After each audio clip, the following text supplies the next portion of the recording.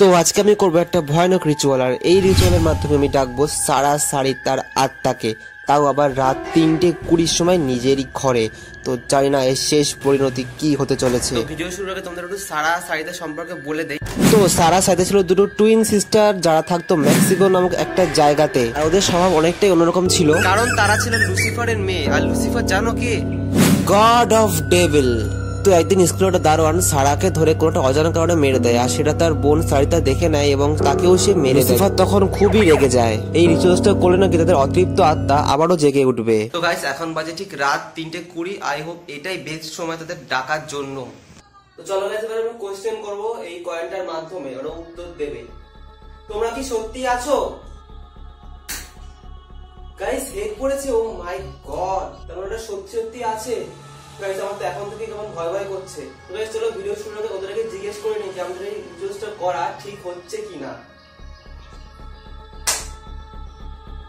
Guys টেল, মানে আমাদের এটা করা ঠিক হচ্ছে না একদমই, কিন্তু তাও গাইস ভিডিও যখন করছি একবার শুরু পুরো শেষ করেই ছাড়বো। তো আমি যদি ভিডিও ক্যামেরা রেকর্ড করছি সেটা কি তোমরা চাও?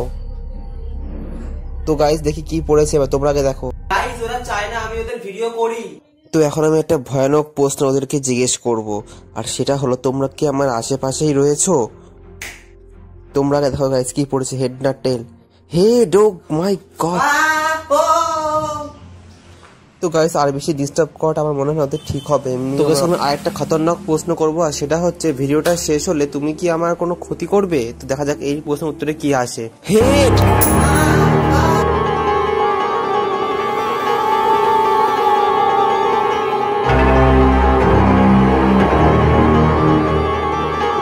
আমার বাঁ পাশে যে চেয়ারটা আছে তুমি কি সেই চেয়ারেই বসে আছো?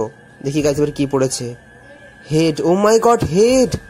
আমরা কি রিচুয়ালটা বন্ধ করতে পারি? ও গাইস টেল দেখো, গাইস টেল, মানে না আমরা এটা করতে পারি না। গাইস আমাদের ভয় করছে এখন থেকে।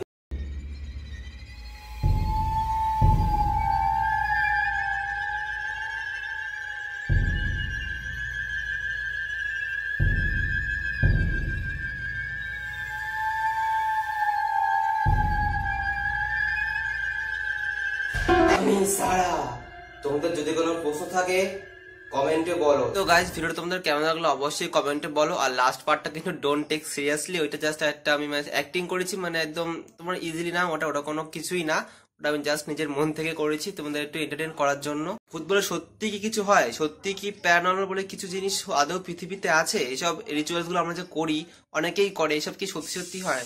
সেটার উত্তর আমার কাছে একদমই নেই, আমি জাস্ট ট্রাই করলাম। বাট আমার যে অ্যান্সার গুলো কিন্তু আসছিল সেগুলো কোনোটাই ফেক না, সব একদম রিয়েল অ্যান্সারই আসছিল, কোনো রকম ফেক কিছুই না, সবই রিয়েল। যা অ্যান্সার গুলো এসেছে সব নিজে থেকেই এসেছে। যারা এসব রিচুয়ালস গুলো করে ভূতদের প্রেতদের ডাকার চেষ্টা করে, জানি না আদৌ সেই ভূত প্রেতের আত্মাগুলো আসে কিনা। বাট আমার কিন্তু না আসলেও আমার কিন্তু একটা নেগেটিভ এনার্জি আর ভয় আমার কিন্তু প্রচন্ড লেগেছে আজকে, তাও আবার রাত্রিবেলা বিশেষ করে।